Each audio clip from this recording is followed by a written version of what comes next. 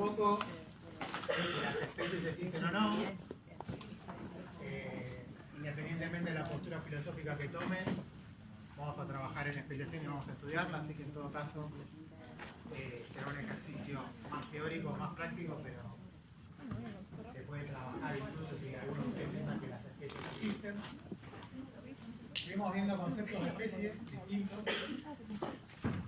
¿Se acuerdan que decíamos que eran todos, más que nada, métodos de aplicación de lo que sería un concepto bien general, pero el cual no podemos observar directamente, que es considerar a las especies como esos linajes que están evolucionando de manera independiente ahora? Bien. La clase de hoy sobre todo va a estar parado en los contextos geográficos en que ocurre el proceso de especiación. Vamos a estar mechando algunas cositas que vamos a ver más detalle la semana que viene, pero sobre todo lo que me interesa es que nos llevemos hoy un pantallazo de cómo se discuten los escenarios espaciales, geográficos en el proceso de especiación. Bueno. Tenemos acá, totalmente inventado, algunos reconocerán ahí un continente, pero no importa, unas masas de tierra y especies que encontramos con esa distribución en esa masa de tierra, ¿no? ¿Cuál piensan ustedes que fue no la distribución actual, sino el contexto geográfico en que esas especies se originaron? O sea, ¿dónde se originaron esas especies? ¿Cómo se originaron esas especies? Son todas, pueden pensarlas como especies hermanas entre sí. Si hiciéramos una feña quedaría A, B y C, ahí todas como seres humanos. Quizás fuimos tan fusionadas las dos masas, no sé si es una isla y otro continente, porque seamos tan fusionadas, o quizás se originó en el más grande y después en una migración. Acá tenemos una especie, acá tenemos otra y tenemos esta especie B en tres lados, una en simpatría con la D, otra totalmente sola, otra también sola en la isla, tres poblaciones, digamos, de la misma especie. La especie B, ¿dónde se originó?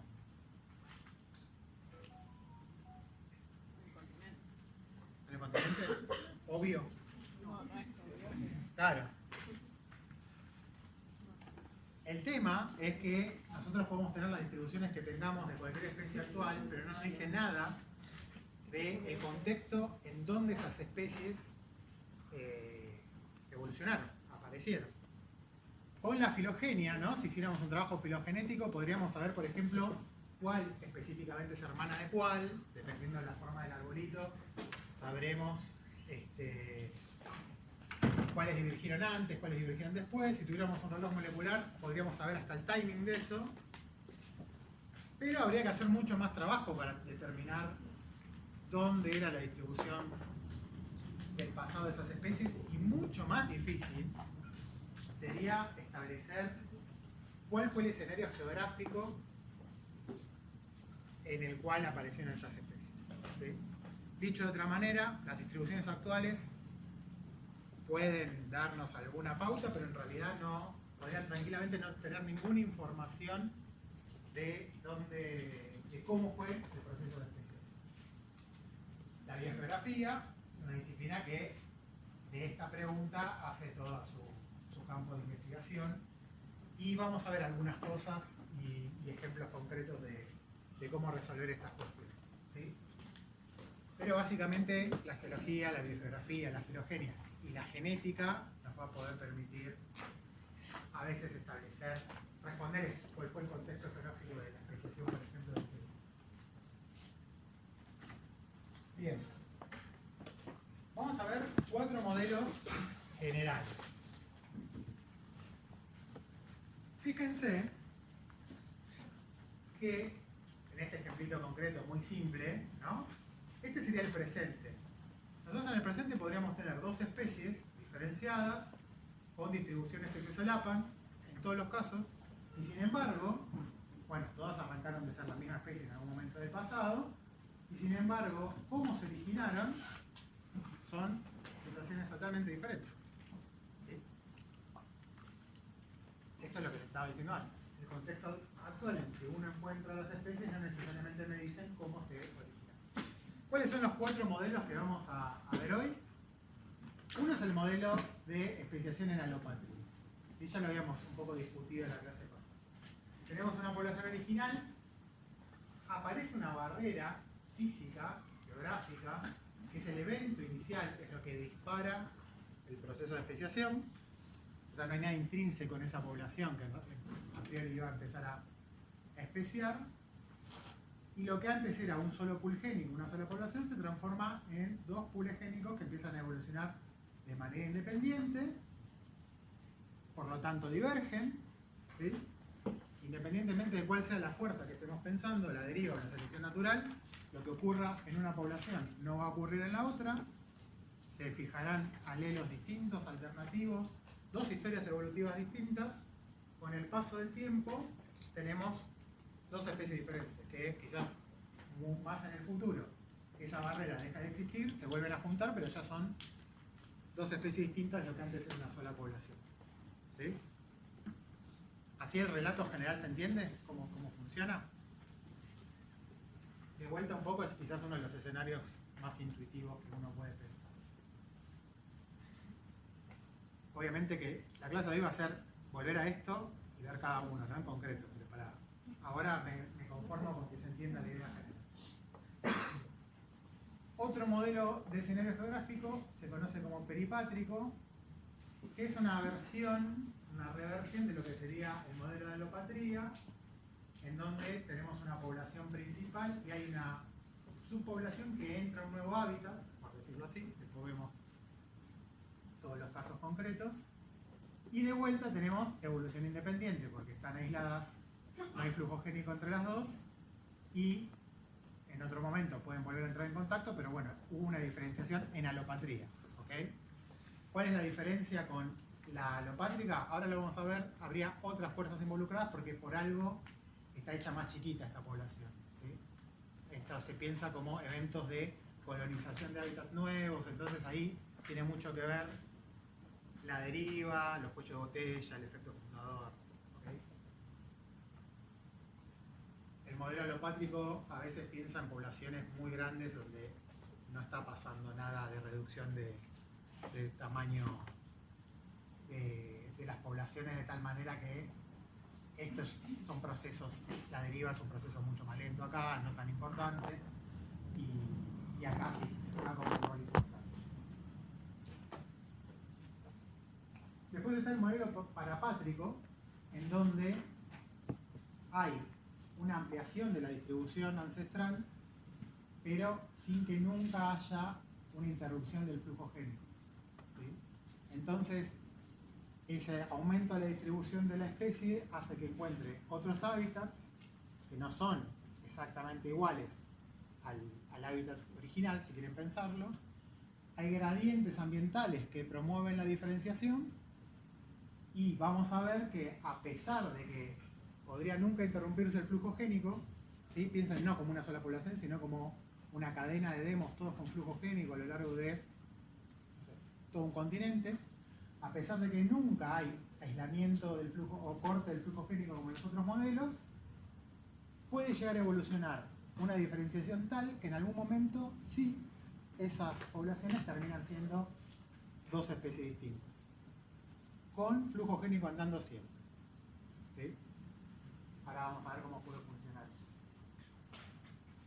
Y después está la que yo les contaba, que es un modelo dentro de la síntesis moderna. Cuando se estaba pensando en la especiación, todos pensaban en cosas como esta. Se entretenían mucho con la posibilidad de que algo así pueda existir, y esto básicamente era pensar en ciencia ficción. Para algunos. Para otros, esto era un modelo muy válido, el modelo de especiación en simpatría, en donde, sin que cambie nada, en el seno de una población, algo pasa que surge otra especie dentro de la misma población. En el contexto de que no hay ni barreras, ni nuevos ambientes, ni nada. También vamos a ver por qué pasa eso, pero no hay interrupción del flujo génico, así que básicamente lo que va a tener que trabajar muy fuerte y de una manera muy particular para que de una sola población terminemos con 2 especies, se los adelanto, es la selección natural. ¿Sí?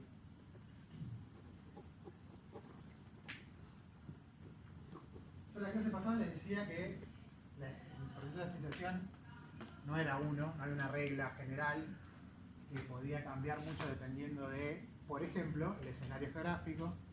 Entonces, a lo largo de todas estas clases está bueno que vayamos como cruzando conceptos y situaciones para ir viendo cómo se combinan las distintas cuestiones.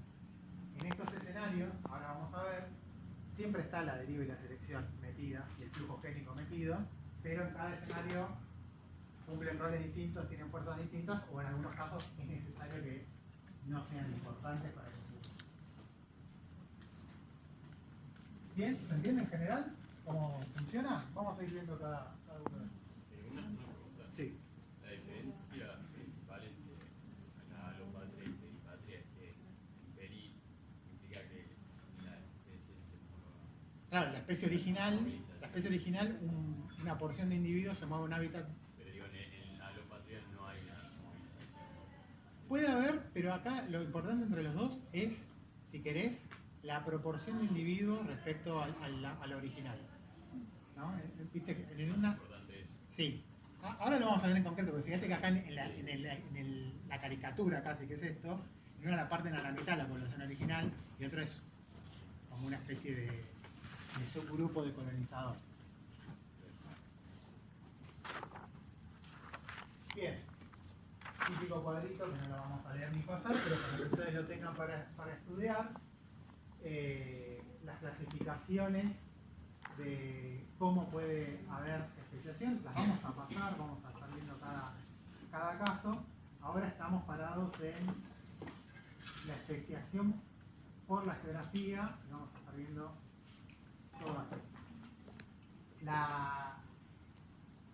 Si bien nos vamos a meter con cuestiones genéticas, la clase que viene vamos a combinar esto y los conceptos de especie que vimos la clase pasada en patrones genéticos del proceso de especiación, que básicamente ahí empezamos a tener qué tipo de evidencia podemos ir levantando, nosotros en concreto cuando queremos estudiar la especiación, para despular esto, ¿no? En qué escenario geográfico se pudo haber dado, o qué concepto de especie nos cierra más o menos para estudiar el proceso de especiación. Vuelvo a la esquemita, no vamos a ver todo el tiempo porque tiene una capacidad de síntesis importante, acá con algunos elementos nuevos. Fíjense que en este cuadro es lo que yo les decía, la especiación alopátrica es la que lo vimos recién como alopátrica y la peripátrica la ponen como especiación alopátrica. Sí, es otra manera de llamarlo, porque básicamente lo que les estaba diciendo funciona igual, lo que difiere es el tamaño de esa población que se separa. Tenemos la población original. El paso inicial para la especiación es, en un caso, una barrera geográfica a la dispersión. Fíjense que quedan 2 grandes demos de un lado y del otro de la barrera geográfica. Y en otro caso es una dispersión muy aislada. ¿Sí? Pueden pensar, esto se pensaba, por ejemplo, para una especie que está en un continente y de casualidad termina llegando a una isla, ¿no? A alguna isla oceánica. Entonces ahí, claro, no es que todo el tiempo hay individuos llegando a esa isla, a veces pasó una sola vez en la historia y hay una evolución independiente del continente. Por ejemplo, los pinzones de Darwin, las iguanas de las Galápagos, todos los casos de fauna que llega a las islas y los termina colonizando. Bien. Fíjense que más tarde que temprano, o en algún momento, lo que va a terminar evolucionando es aislamiento reproductivo. O sea, las 2 especies terminan siendo 2 especies para cualquier concepto. Eso ocurre en el modelo alopátrico durante el aislamiento, en el modelo peripátrico también en aislamiento y por eso se parecen. Y si vamos al modelo parapátrico, fíjense que lo que tenemos es, acá dice un gradiente selectivo, ¿no? ¿Qué es el gradiente selectivo? Lo que yo les contaba de que el hábitat es tan extenso de estos organismos que empiezan a tener algún tipo de gradiente ecológico importante. Como están en todo un continente, la temperatura no es la misma en los trópicos que hacia los polos, o ocupan una cordillera, entonces no es lo mismo en la base de la montaña que en los picos. Algún tipo de gradiente ecológico que obviamente tiene que establecer algún tipo de presión ecológica en el organismo, ¿no? Tiene que ser algo que ejerza de alguna manera presión selectiva. Sí. O sea, porque vos hablas de un gradiente, entonces como en el medio se nota el gradiente, pero si agarro uno de un extremo. La idea es precisamente que vos tenés esta situación, y lo que se conoce es que están atravesando una quina, que es este gradiente ecológico, y vamos a discutir, pero en algunos casos, como este es un modelo de especiación, no de situación ecológica, en algunos casos ese intermedio o desaparece, desaparece y terminás teniendo lo que antes era un gradiente, dos especies. ¿Sí? Como si hubiese sido una alopatría igual. Claro. Una especie blanca empieza a pasar por una distribución que lo obliga a una escala de grises hacia el negro, y por la situación ecológica que ahora vamos a ver, los grises se terminan extinguiendo y vos cuando llegás ves una especie blanca y una especie negra.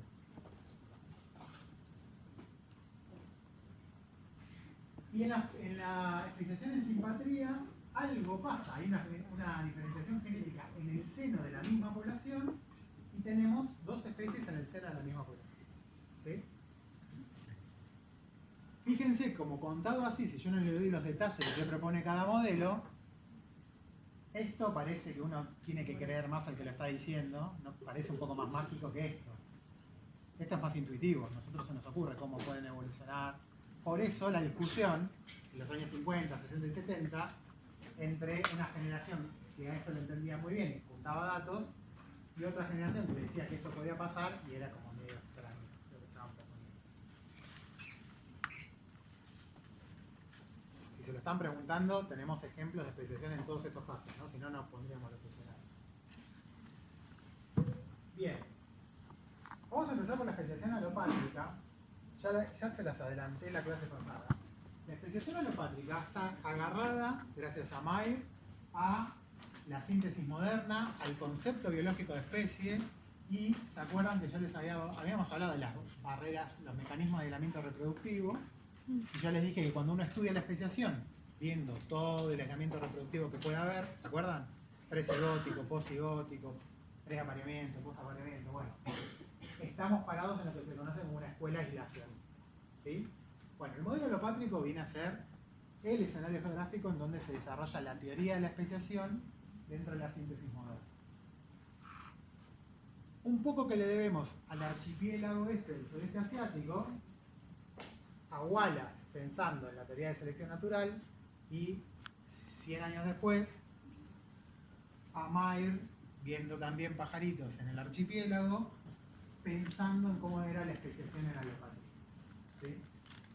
Básicamente, nada, modelos suplemento donde hay un montón de especies animales en donde habitan distintas islas, y Mayr entendía que era ese aislamiento de las poblaciones y esa interrupción del flujo génico lo que permitía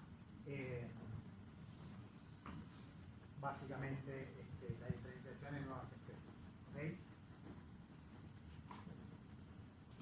¿Cómo funciona la especiación en alopatría? Bueno, esto supone la aparición de una barrera, ¿sí? Una barrera geográfica. Así que, salvo que sean catástrofes o piensen en un dios tipo el del Viejo Testamento, las barreras geográficas no aparecen de la noche a la mañana. Entonces, ya de por sí, la especiación en alopatría es un proceso bastante lento. ¿Okay?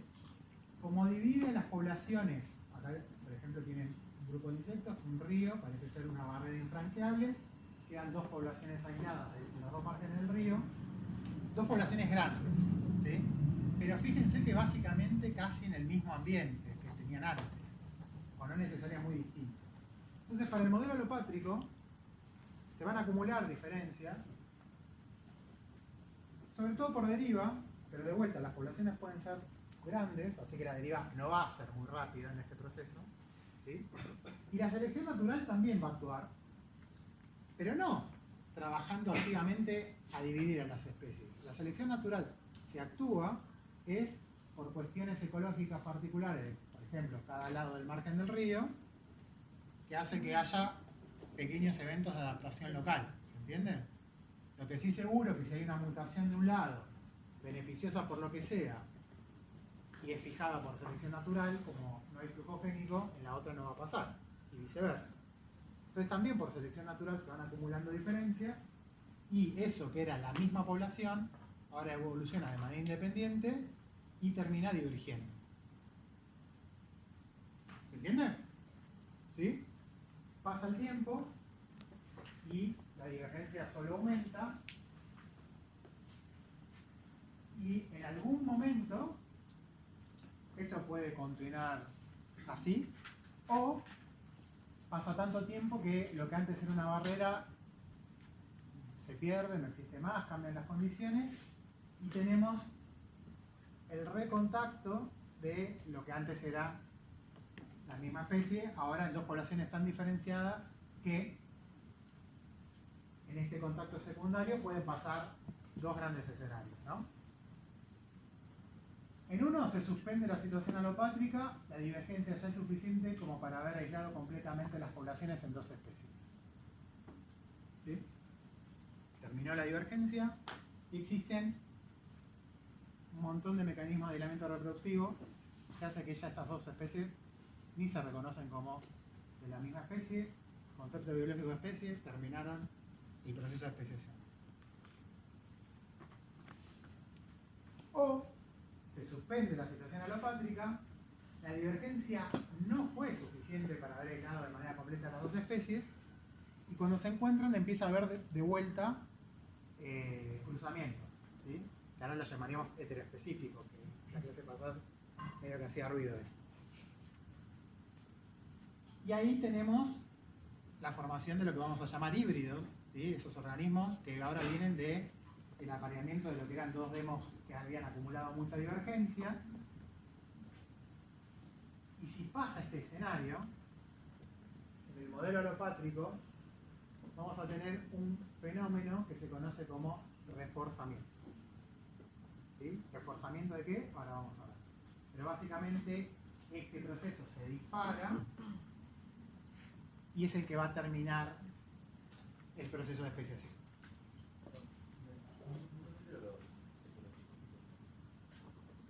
Cuando se termina la barrera, esto y esto divergió tanto que podrías decir que estos organismos entre sí son como específicos, sin jugarte mucho que si son o no la misma especie que la otra. Y tenés cruzamientos así, ahora porque ya no hay barrera, y esos cruzamientos se generan híbridos. En este caso que divergieron, pero no tanto, no decimos si son dos especies separadas o no. Y ahí entramos en las discusiones de la clase pasada y con qué concepto estamos viendo. Si encontramos alguna barrera, ¿sí? Si los híbridos tienen algún problemita, si alguna diferencia de fitness, ya está. Para el concepto de biológico de especie tenés, aunque sea de manera parcial, alguna barrera, algún mecanismo de aislamiento reproductivo, y entonces son dos especies, por más que se crucen. ¿Sí? Si tenés esa situación, la síntesis moderna te dice, no te preocupes, la selección natural va a arreglar esta cosa desprolija y va a terminar el proceso en dos especies limpias sin que se crucen. Y eso es el reforzamiento. El tema de los híbridos, no termino de entender si es, o sea, usamos siempre la misma definición, o en este caso, como estamos en el caso de la definición biológica, tendría que ser un híbrido, entonces fértil o no. No, el híbrido es que es producto de un cruzamiento entre... Pero esa es toda la condición, digamos. Sí, Okay. no hacemos un juicio de valor del híbrido más que en su constitución genética híbrida. Ok, listo. Ecológicamente, si tiene más o menos fitness, ahora lo vamos a ver. Pero si hay algún problema, lo que te dice, si vos estás parada en la escuela alopátrica y seleccionista y todo, te va a decir muy probablemente que el híbrido tenga problemas en el fitness. O sea, inviable, estéril, absoluto o con algún grado. ¿Sí? Ese es un presupuesto fuerte. Casi te diré un prejuicio, pero bueno. Una pregunta. Sí, ¿Contactos secundarios y evento esto claro. Cuando eran la misma población, estaban en contacto primario, digamos, y este es un contacto secundario porque se encuentran después de un tiempo, pasó tanto tiempo que ahora hay que ver si se reconocen o no. Si se reconocen, se reproducen entre sí y hay híbridos, bueno, ahí tenemos esto que se dispara.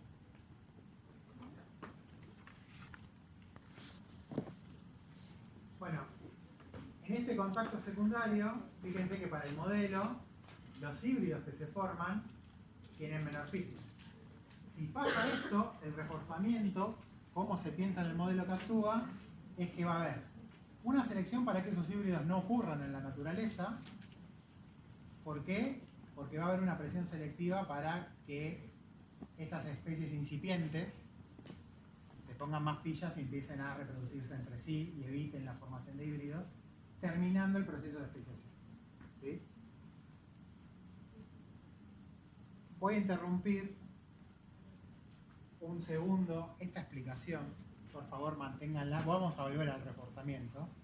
Pero necesitamos hablar un poco de genética para empezar a contestar esto que ya se está haciendo ruido, que son los híbridos, si están o no castigados por el fitness o no.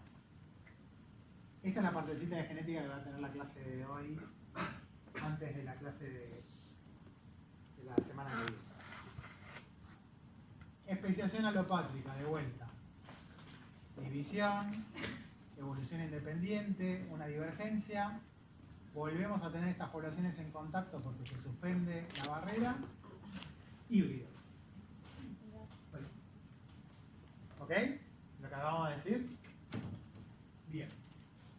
¿Por qué estos híbridos van a tener bajo fitness?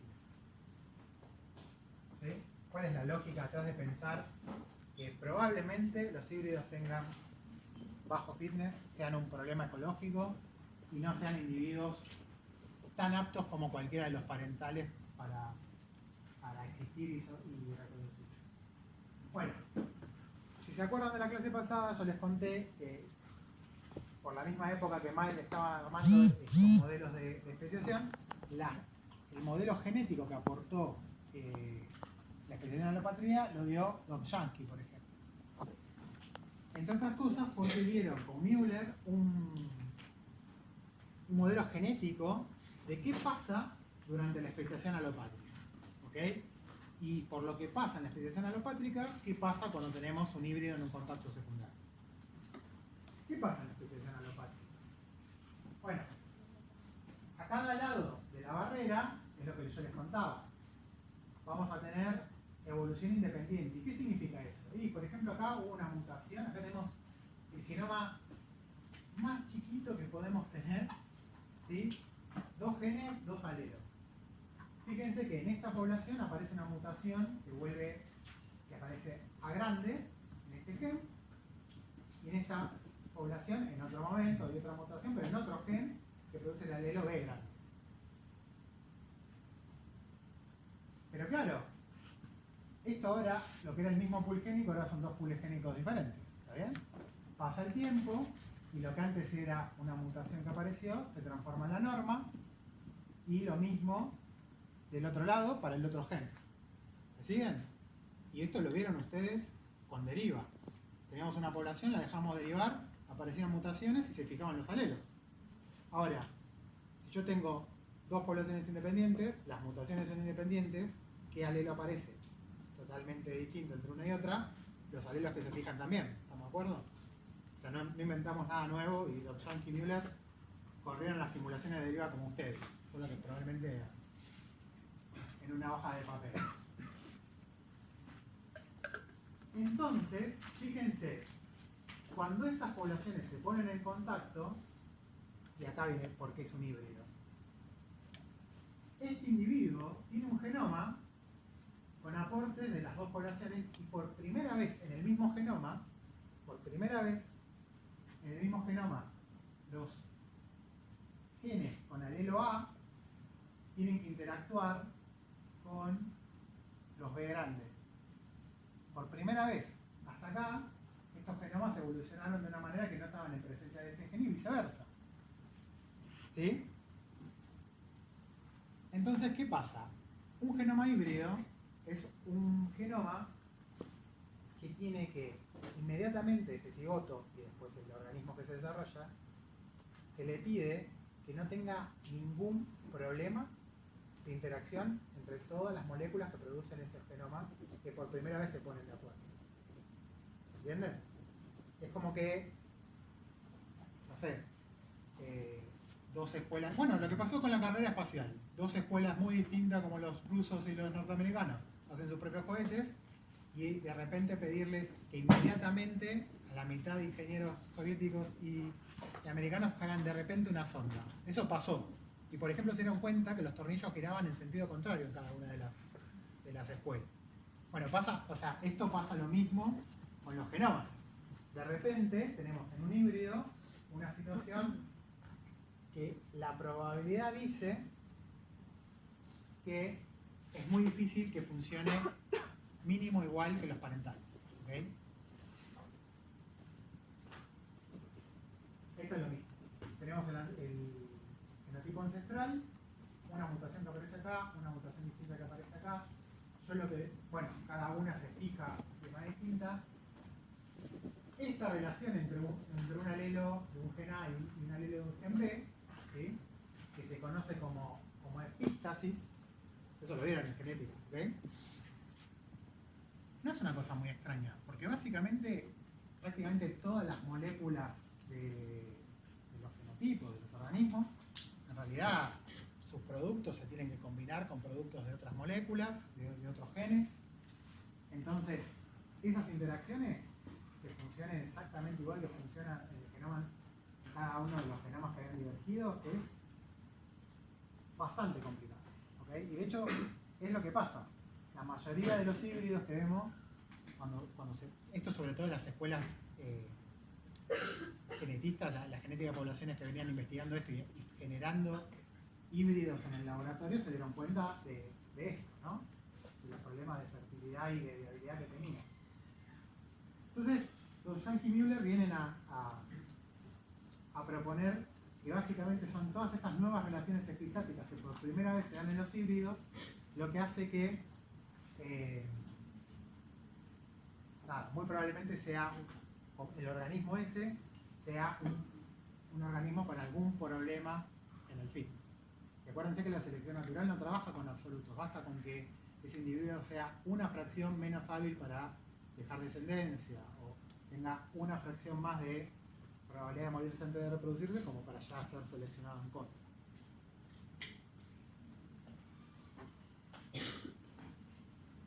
Esto sigue siendo lo mismo, básicamente es como se construirían los mecanismos de aislamiento posigótico. ¿Se acuerdan que vimos en la clase pasada que si se formaba un cigoto, eso ya era un híbrido y podía tener problemas de viabilidad o de infertilidad? ¿Se acuerdan cuando repasábamos los mecanismos de aislamiento? Bueno, esos problemas de viabilidad o de infertilidad estarían dados por un modelo a lo de Young y Müller. ¿Okay? Fíjense que acá, como se fija un alelo en un gen y otro alelo en otro gen, no solo el problema que tiene que funcionar bien es la relación epistática, sino además esta nueva condición de heterocigosis que no se daba desde hace un montón de tiempo. Sí, exactamente. ¿Cómo se llamaría? Posigótico.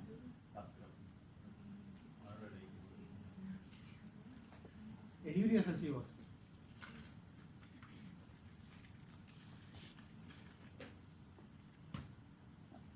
¿Se entiende cómo funcionaría esto? Básicamente, acá es donde, aparte, un montón de cosas pueden salir mal, porque este es un ejemplo así en el aire, pero en realidad lo que estamos pidiendo, piensen en cada una de las funciones que tiene cada uno, todo tiene que salir bien. El ciclo de Krebs, el metabolismo de la glucosa, hacer tejido conectivo, el desarrollo, todo, cada cosa que piensen, el organismo ese tiene un set de genes que evolucionó de manera independiente de otro. Las probabilidades de que todo funcione como un reloj tienden a cero. ¿Sí? Bien. Esto, además, tiene una consecuencia que se conoce como el efecto bola de nieve. Que además, a medida que pasa el tiempo y se van acumulando esto, cada nueva mutación no incrementa la posibilidad de que haya un problema de manera aditiva, sino que se va multiplicando. ¿Sí? Acá, fíjense, acá es como, bueno, la misma especie, y acá aparecen distintos alelos, ¿no? En los dos linajes. Y fíjense que lo primero que ocurre, ya pasa el tiempo, y lo primero que ocurre es, bueno, aparece A, pero no, aparece B acá. Entonces ahí tenemos una interacción que podría salir mal, que era nueva. Pero cuando ocurre otra mutación ya son 2 interacciones más, así que ya son 3. Y cuando aparece otra ya son 3 interacciones. No es una como la primera que apareció. Entonces, cada vez que van apareciendo mutaciones, son más, porque se van acumulando las diferencias, son más los alelos nuevos con los que tiene que hipotéticamente coordinar en el desarrollo de un niño.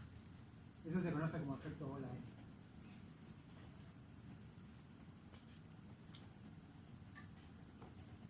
Esto también lo nombré, pero está bueno que venga el caso ahora para contar. En línea con el modelo de Yankee-Müller está lo que se conoce como la regla de Haldane, que es una de las maneras en que se ve aislamiento reproductivo post-zigótico. ¿Sí? Fíjense que esto es ya la regla de Haldane la ve en el 22, esto es mucho antes de los modelos de especiación que estamos hablando, de Yankee-Müller, décadas antes. Esta foto de Haldane siempre me perturbó bastante. ¿Qué está haciendo? Está como indagando, no sé, me siento... Es raro. Bueno, ¿qué dice la regla de Haldane? Cuando en la F1, o sea en los híbridos del primer cruzamiento, de 2 razas o especies, animales, un sexo es ausente, raro o estéril, o sea, ausente o raro significa que es inviable o tiene una baja viabilidad, o estéril, ese sexo es el heterogamético.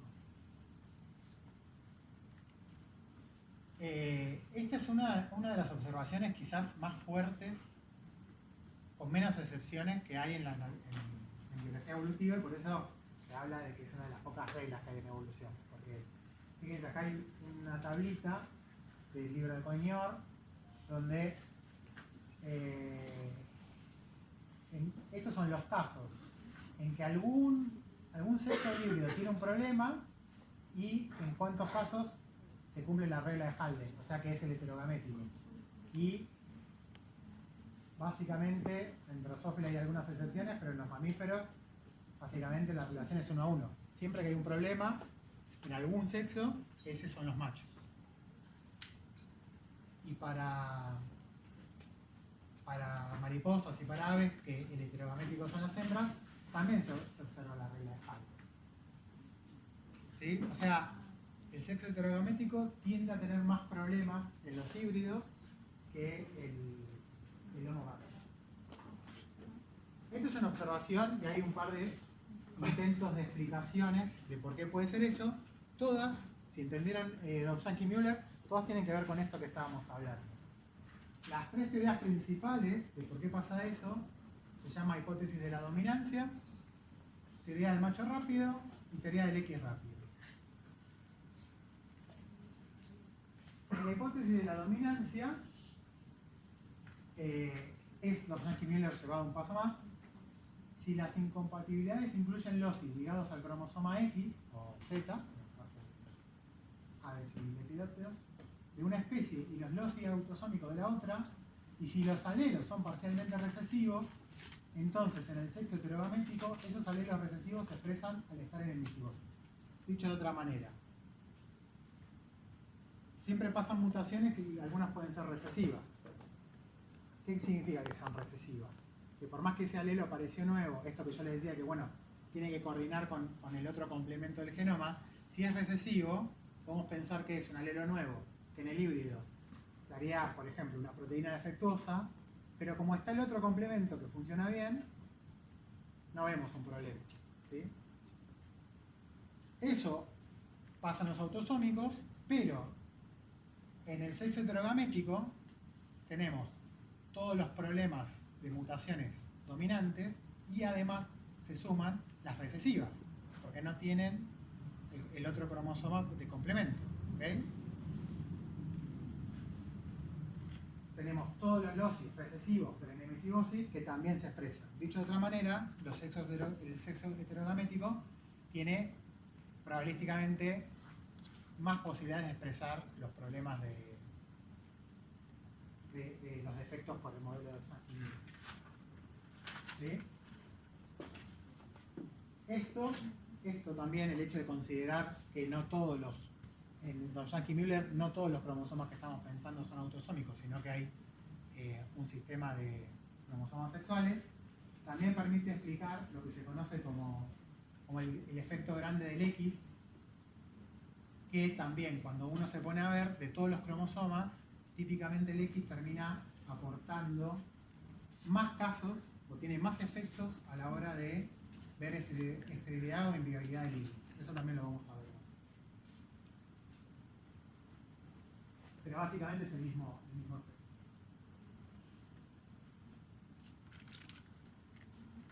Otra teoría que no necesariamente se pueden dar todas, ¿no? A eso voy. No necesariamente son excluyentes. La teoría del macho rápido propone que justo la espermatogénesis podría ser un proceso más sensible y fácilmente perturbable en los híbridos. ¿Sí? ¿Por qué es esto? Porque básicamente entre las dos gametas, el espermatozoide es el que, digamos, como célula, es la que se le pide más. Tiene más demanda energética, tiene que llegar al óvulo.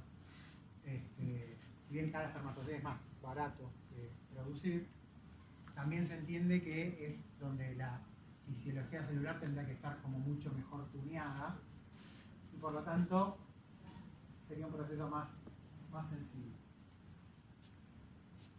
La selección sexual podría causar una aceleración en la evolución de genes que se expresan en machos.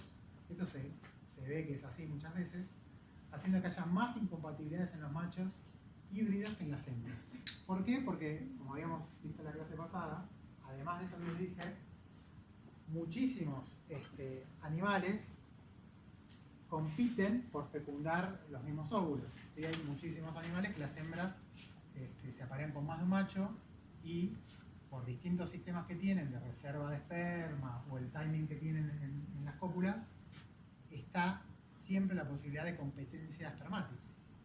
Entonces es un factor más, si quieren, de selección para los machos. ¿Okay? Entonces, con más razón los espermatozoides tendrían que ser muy eficientes a la hora de la fecundación. La espermatogénesis entonces está como más vista por la selección natural como proceso.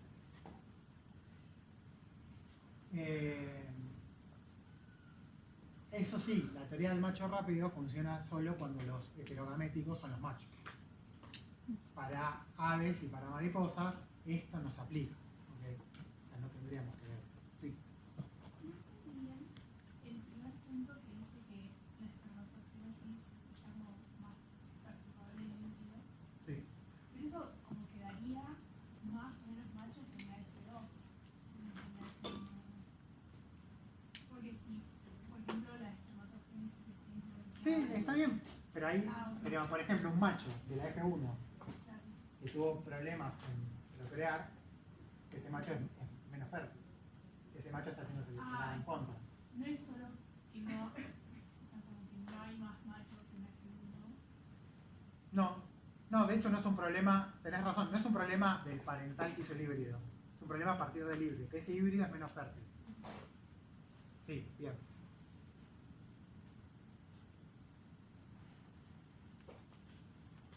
Bien. Fíjense, esto es lo que les contaba del aporte del X, ¿no? Que también se conoce como X rápido. Acá tienen un cromosomas de Drosophila y fíjense, tenemos retrocruzas entre pseudoscura y permisible, ¿no? Todos estos son híbridos porque tienen, menos este, porque tienen algún cromosoma, se pueden hacer cruzamientos muy particulares en donde terminas teniendo un híbrido. Estos son precisamente manipulaciones de laboratorio para ver este tipo de cuestiones, ¿no? Entonces tenemos híbridos que no son F1 perfectos como podemos pensar de un cruzamiento entre las dos especies, sino que ya están manipulados para ver el efecto de algún cromosoma en el contexto del resto de la otra especie. Y fíjense, esto es machos y el porcentaje que tiene de esperma móvil, ¿no? O sea, básicamente los pellecitos que le funcionan. Fíjense cómo los híbridos, bueno, este sería el fenotipo parental normal, la cantidad de espermatozoides móviles que esperaríamos. Fíjense cómo la presencia de distintos cromosomas baja esto, ¿sí? Esta diferencia de porcentaje ya es suficiente para que la selección natural lo vea tranquilamente, pero fíjense que la presencia del X siempre, independientemente del resto del contexto, fíjense cómo ya la aparición del X, ¿lo ven? Tiene un efecto desproporcionado, no funciona líquidamente como estos. ¿Lo ven? Todos estos fenotipos tienen el X presente, incluso solo el X ya hace que de un 50% de movilidad pasemos a 0. ¿Lo ven? Ese es el efecto grande que tiene el X en reducir el fitness de los híbridos. Estoy entendiendo por qué se estaría reduciendo.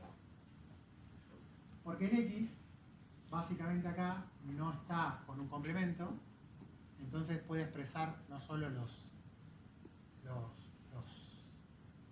genes que tienen un efecto dominante, sino además todos los recesivos, para mal, digamos. Ah, o sea, porque no tiene tipo. El parca. Claro. Sí. ¿Y esto es parte de dentro de la hipótesis de la dominancia o es una tercera hipótesis? No, es una tercera hipótesis, pero funcionan. Las hipótesis, ya te decía, no son alternativas. Todas pueden estar funcionando al mismo tiempo. De hecho, lo hacen. Sí. ¿Por qué dicen? No sé, como que la frase, la esterilidad aumenta la proporción de autosomas interesados. Sí, eso vos fíjate que cuantos más negros tenés, bueno, en este caso parecía ser la excepción, ¿no? Pero cuanto más híbrido es el individuo, tiende a tener menos movilidad. ¿Por qué? Porque básicamente, vos fíjate acá, cada uno de estos cromosomas claramente tiene efectos distintos, ¿no? Pero vos tenés mucho del genoma, blanco por ahora decirlo, que tiene la posibilidad de estar coordinando con el genoma con el que vino coevolucionando. No va a haber, acá no hay problemas de incompatibilidad de los anquilulos, porque son los cromosomas de la misma especie. Los problemas van a estar solo en la coordinación de estos genes, de los alelos acá, y los efectos que tenga este negro, aparte, epistáticamente con el resto del genoma, ¿no? Entonces eso se veía que a medida que vos metías más genoma foráneo, ese híbrido tiene mayor proporción de genoma híbrido, típicamente baja la fertilidad, la viabilidad, ¿ok?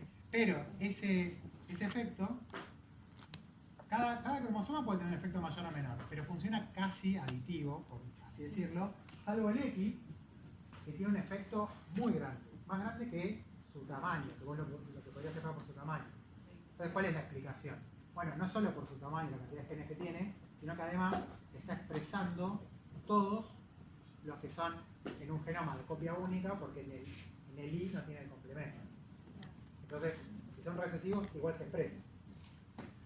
¿Sí? O sea, yo entiendo el efecto este, como que me daba igual un poco de ruido en la parte de autosomas hiperagresados, porque no sé, como que no entiendo bien a qué se refiere. Que vos acá tenés el genoma, que es no sé, 80% pseudooscura, y tenés un cromosoma de, Como que blanco tiene- son pseudooscuras, está bien. Todo esto es pseudooscura y lo único que tiene de la otra especie es uno de los complementos del cromosoma 4. Ese cromosoma está introgresado. Ah, ok. A eso se llama estar introgresado. Está adentro del contexto del otro genoma. Claro. ¿Ok? Sí. Una pregunta, por ahí eso nos va, no sé si nos perdí en algún momento, pero ¿por qué? O sea, en los primeros tenemos X, perdón, II y después... No, porque este es el X y este es el Y. Ah, ok. Son dos machos, ¿no? Ah, perfecto. Estos genomas son dos machos porque tienen el Sí, X y si el no, Y. no tenía sentido, está bien. Entonces está aportando el I, está aportando la otra... O fíjate que el X, el Y es todo igual siempre en todo el Siempre el experimento. mismo. Y si cambiara el I, entonces ahí... Bueno, no lo hicieron. Ah, no, está bien, no lo prueben. Lo dieron vuelta como una media los híbridos estos, así que probablemente debe estar. Yo el punto que quería dar acá es que solo la presencia del X de la otra especie ya derrumba lo que venía siendo una fertilidad del híbrido que ya era la parental. Entonces, si tuviera ahí el del otro, o sea, tuviera los dos. ¿Estos casos? O sea, no, si tuviera el X y cambiaran los dos a negro. Ah, bueno, no sé. Ahí se recuperaría, digamos, o sea, podría complementarse. No, muy probablemente vos ahí tengas todas las interacciones, porque el I no solo se está trabajando con vos pensás que el X, por más que tengas el I del mismo genoma, el X expresa un montón de genes que no tienen el complemento del I. Si no, el I no sería I, sería otro X. Eso, o sea, el tamaño del cromosoma I es muy, muy chiquito respecto al X. Todos esos genes que te sobran, que tenés de más, todos los expresamos, bueno, las mujeres no, pero los varones los expresan en discigosis. No hay complemento. Tenés una sola copia de ese gen. Entonces afectaría a los otros genes también. También epistáticamente, estos negros están epistáticamente también trabajando con todo el resto de los genes autosómicos, con los que sea que interactúan. ¿Sí?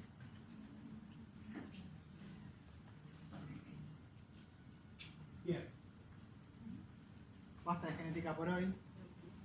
Espero que haya quedado claro todas las maneras que puede salir mal un híbrido. Volvemos a la programación habitual y sigamos con la geografía. Estamos hablando de reforzamiento. ¿Sí? Tenemos un modelo alopátrico, se empiezan a diferenciar, la barrera se interrumpe, lo que venía siendo diferenciado se pone en contacto y se forman híbridos con bajo fitness. Ahora me entienden por qué probablemente, o sea, asumir que tienen bajo fitness no es una locura. Si ocurre esta situación, el modelo dice que se dispara un proceso de reforzamiento y va a haber una selección contra los híbridos que va a terminar de cerrar el proceso de especiación que había comenzado en alopatría. ¿Sí? Si quieren, en realidad lo que está pasando acá es que se termina en simpatría lo que empezó de manera alopátrica, ¿no? Con el reforzamiento contra los híbridos.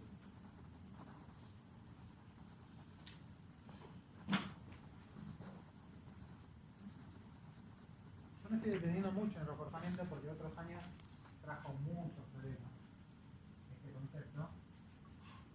También entenderme ir al pedo, porque no es tan difícil de pensar.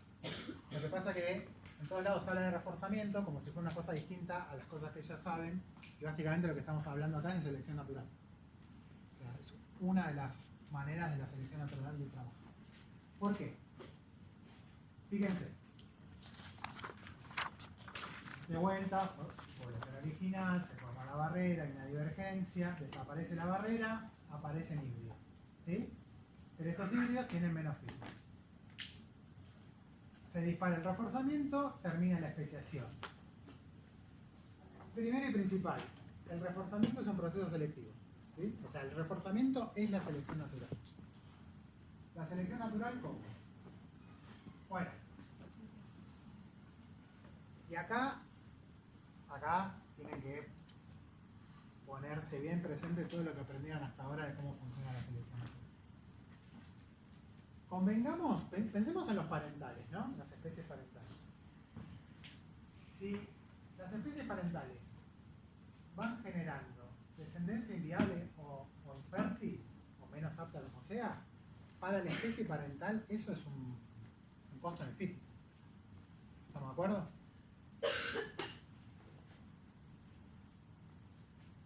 Uno tiende a pararse en los híbridos, pero en realidad si se ponen a pensar en los parentales que llegaron a ese lugar. ¿Y por qué un parental podría estar produciendo híbridos? O sea, ¿por qué cualquier parental, pensemos todos juntos, se cruza con el heteroespecífico, con un descendiente de la que venía de la otra población, generando híbridos? ¿Qué está pasando ahí? ¿O qué no hay? No habría convicción. No, ahí se están cruzando. Imaginemos que hay panmixes que se están cruzando con el que se cruzan, con el que se. Y a veces es un homoespecífico y a veces es un heteroespecífico. Sí, por eso, ¿qué no está pasando? No lo reconoce como otro diferente. Hablar dos al mismo tiempo y no retuve ni un concepto. Que no lo reconoce como otra especie diferente. Y bueno, ¿y eso qué es? ¿Qué no hay? Selección sexual. Por ejemplo, ¿qué es un tipo de qué? Una barrera. Y como hay híbridos, la barrera que no es seguro.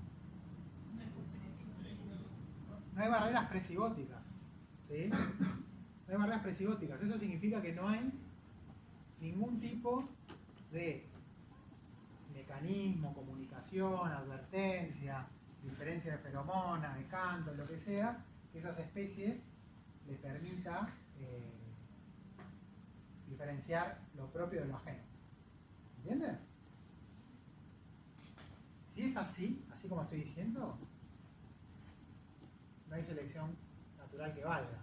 Yo no puedo decir, pero como hay híbridos, esto ofende la naturaleza y por lo tanto va a venir la selección natural a resolverlo.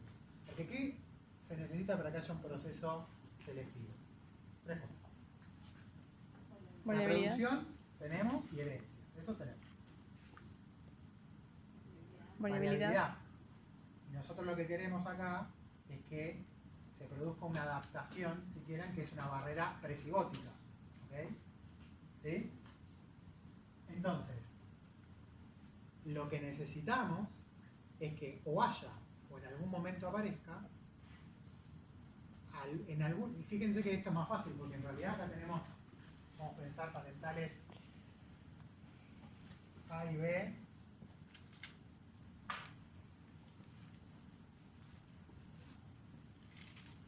que se van cruzando, ¿no?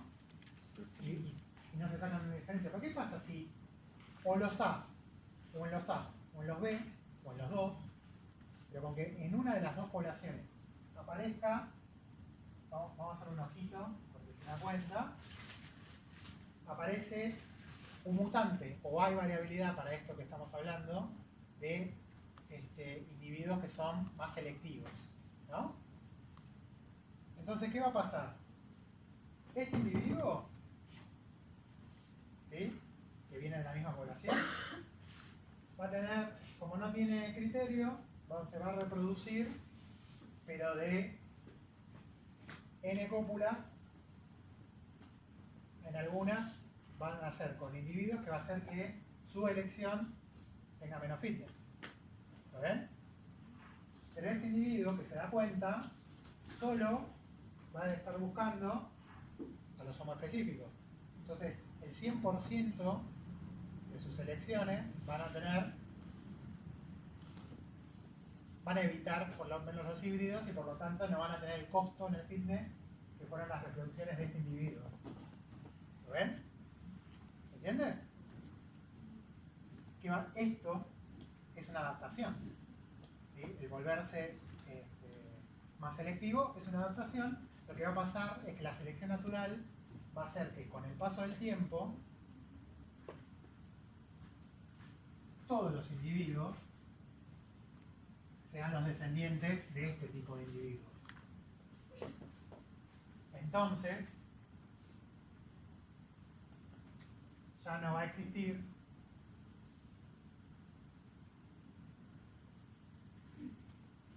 híbridos. adaptación va a estar cerrado. Fíjense que ni le pedimos que el otro grupo tenga la misma adaptación, basta con que en una población aparezca. ¿Sí? Cuanto más costoso sea la producción de híbridos, peor. Sí. O sea, lo que tiene que aparecer la barrera precio-OTA que va a darse cuenta Claro. que lo suyo y que no. Sí.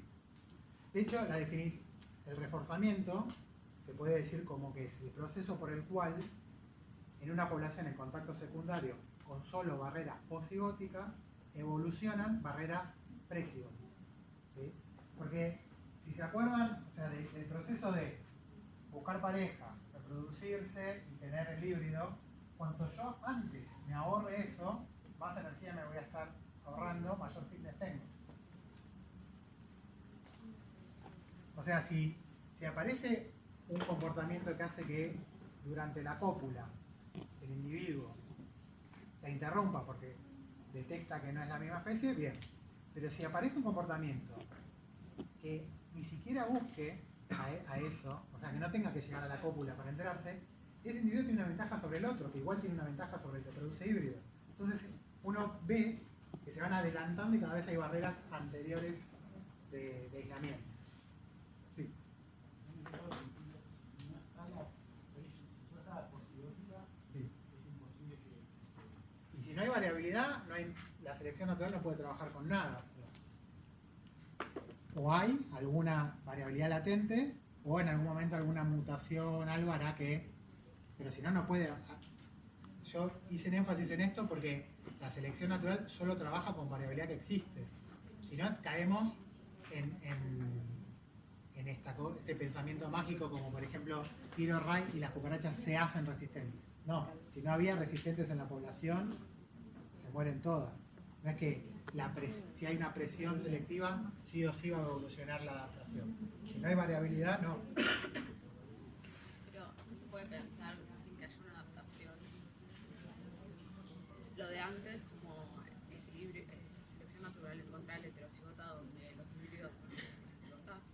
Sí, pero la selección natural actuando, como la pienses, está construyendo una adaptación por definición. Cualquier cambio...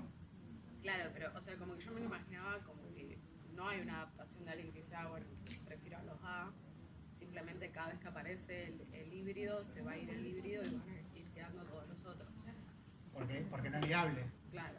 Bueno, pero el individuo parental que va produciendo híbridos, en realidad tiene menos fitness que uno que pudiera evitarlo. Si no hay variabilidad, puede ser que los híbridos no perduren, pero ahí no tenés reforzamiento. Ahí tenés la barrera posigótica que tuviste siempre cuando empezó el contacto secundario. El reforzamiento, su nombre lo indica, vuelve más fuerte el aislamiento, refuerza las barreras. Si no, no hay reforzamiento.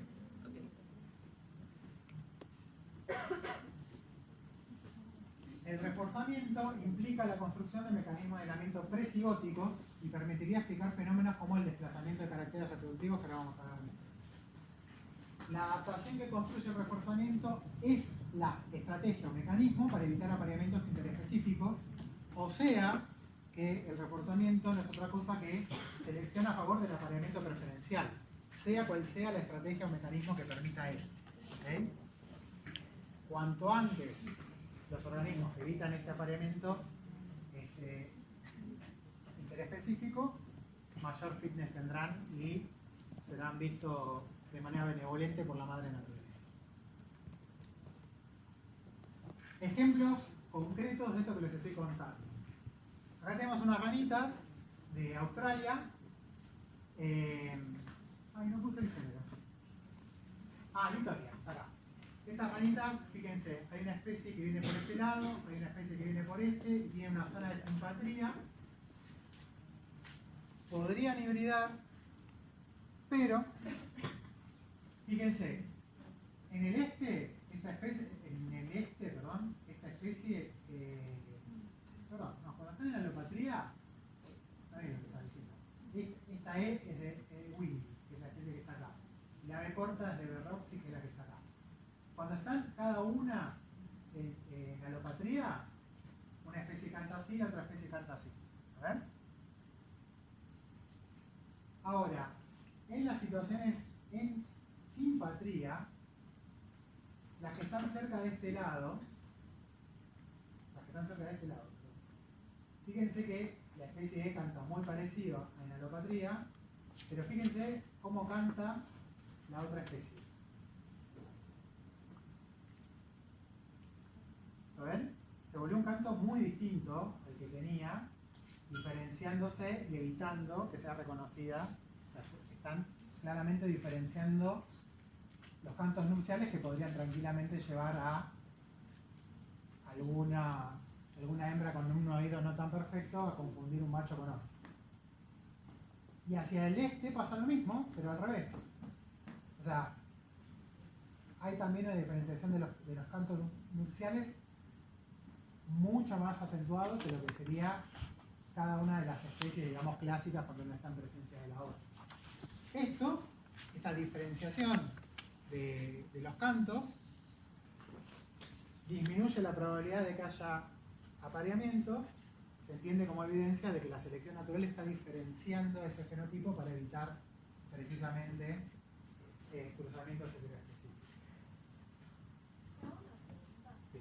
Hay como que me confunde un poco el tema de fitness porque, o sea, con que cambie una de las dos, ya está beneficiando que no se ¿Sí? una. Entonces, estar dándole ventaja a las dos. De manera indirecta, porque en realidad el fitness trabaja con diferencia entre los genotipos de la misma población.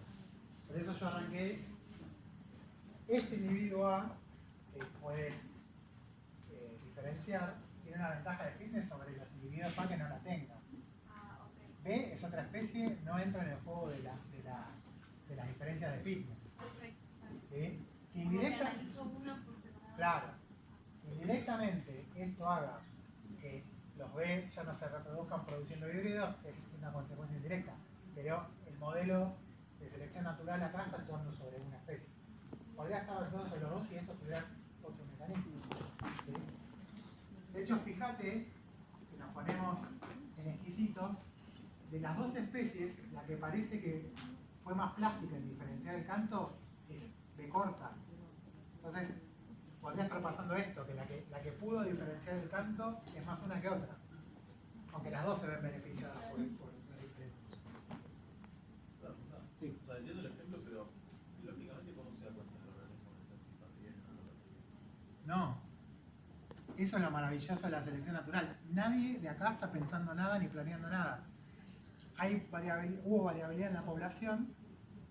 Los individuos que cantaban muy parecido y se seguían confundiendo tuvieron menos fitness que los individuos que, por alguna razón, cantaban distinto. Esos mutantes, en la situación ecológica de simpatría, tuvieron una ventaja. Entonces vos ahora ves los descendientes de esos exitosos que cantan distinto a cuando en las situaciones alopátricas. Ok, pero digo, si se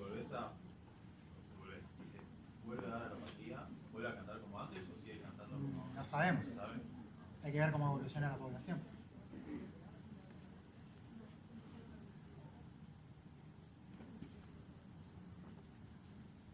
Otro caso, acá tenemos unos caracoles en una isla del archipiélago del norte de Japón. De vuelta tenemos situaciones en alopatría y en simpatría. Este es el largo del pene de los machos. Bueno, debe ser el macho, este sí es el largo del pene. Y fíjense que las poblaciones en alopatría de ambas especies tienen largos parecidos en las distintas poblaciones, pero en las situaciones en donde yo encuentro las dos especies en el mismo lugar, fíjense cómo diferencian, ¿no? Precisamente para evitar esto disminuye la posibilidad de que haya híbridos. En la alopatría no cambia tanto entonces porque no es necesario porque están en un pueblo. Sí, no hay presión, o sea, como cada vez que se cruzan con un homo específico, no hay híbridos. ¿Sí? Yo voy a hacer la aclaración, espero que sea real el pedo lo que estoy diciendo, ¿no? Pero acá no hay voluntad de nadie, ¿no? No hay ninguna fuerza intrínseca, no hay un planeamiento. Esto es el algoritmo de la selección natural trabajando sobre los fenotipos, porque yo digo a veces para diferenciar, pero en realidad nadie está trabajando en diferenciar, como las poblaciones evolucionan.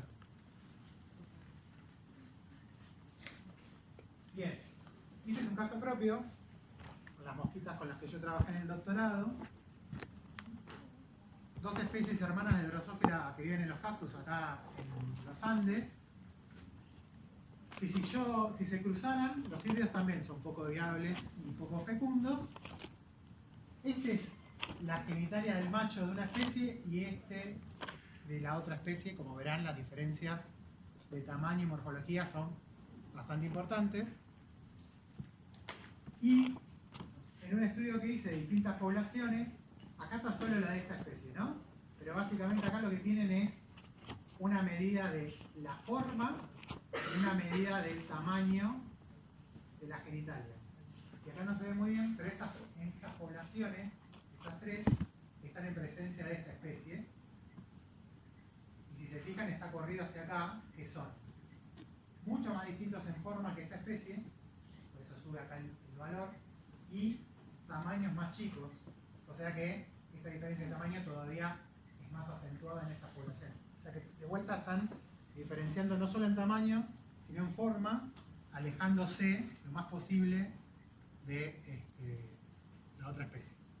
Entonces, básicamente ahí diferencian cantos, diferencian cosas, pero si todo falla, incluso las hembras tienen una posibilidad última durante la cópula de darse cuenta que no están frente al como específico y retirarse.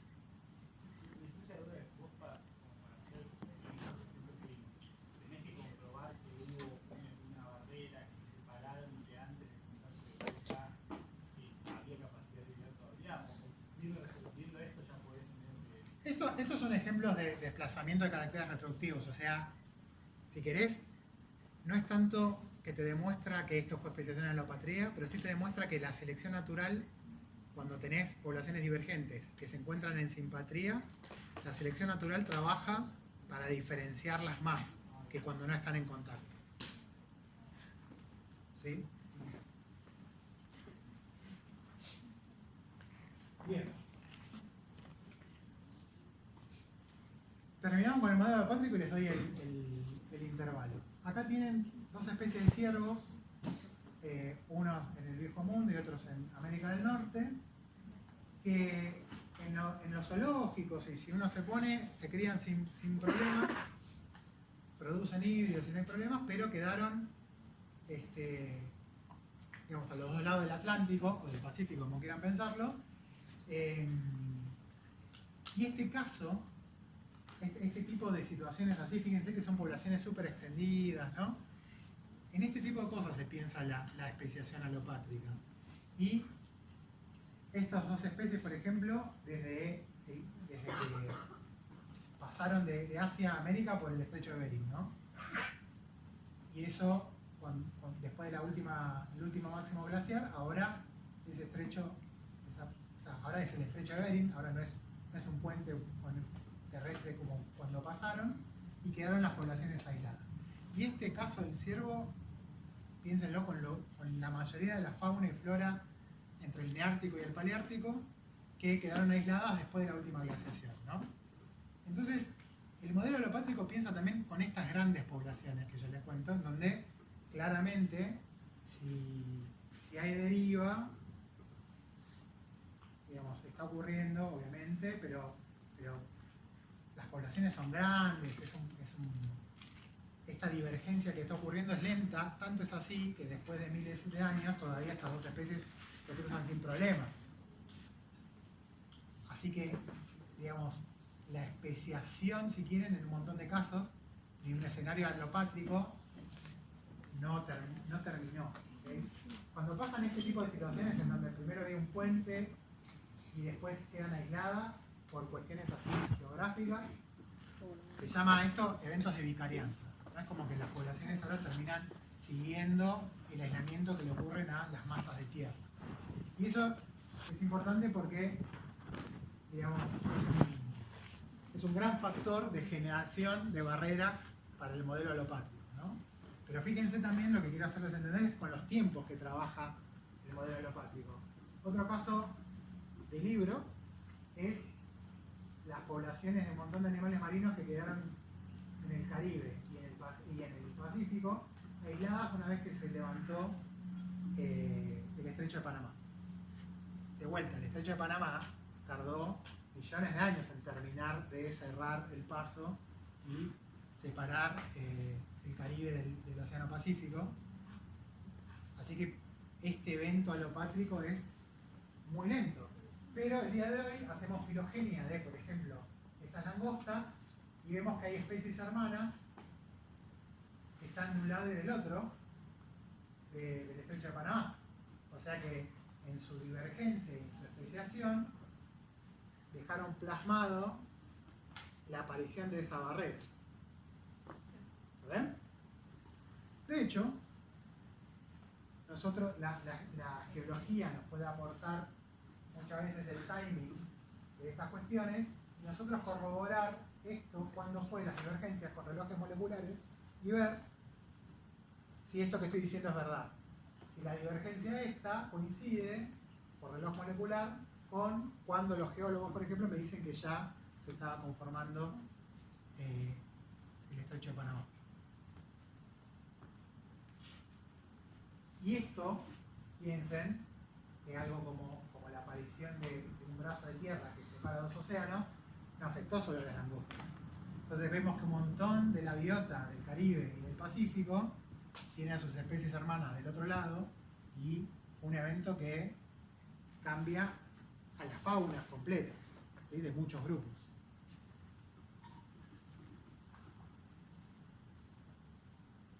¿Se ve eso? ¿Se entiende? La clase que viene vamos a ver también mucho cómo nosotros viendo este tipo de patrones en las filogenias podemos pensar si lo que vemos es algo en simpatría, en alopatría y terminar de diferenciar los escenarios. Bien, tipo de cuestiones importantes para los modelos alopátricos y ya termino.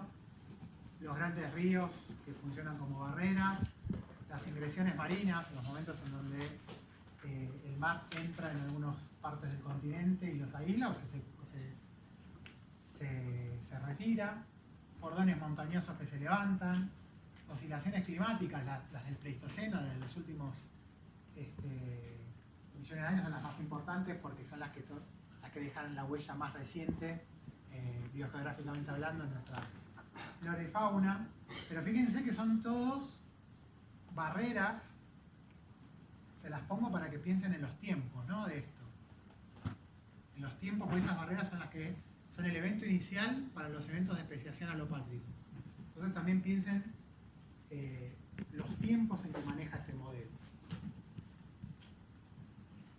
Bueno, y a nosotros un río nos puede parecer más o menos traspasable o no, pero obviamente que cada barrera que nosotros proponemos, lo primero que tendremos que pensar es si realmente es una barrera que funciona aislando el flujo génico de los organismos que nosotros pensamos, por más que a nosotros nos parezca que sí, que no, obviamente, ¿no? A veces pensamos que el organismo tiene la capacidad de pasar un río, por ejemplo, y en términos reales termina siendo que no.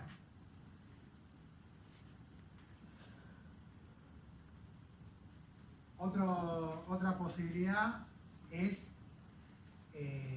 por ejemplo, con las oscilaciones climáticas, por ejemplo, y ahora con el cambio climático esto está pasando un montón.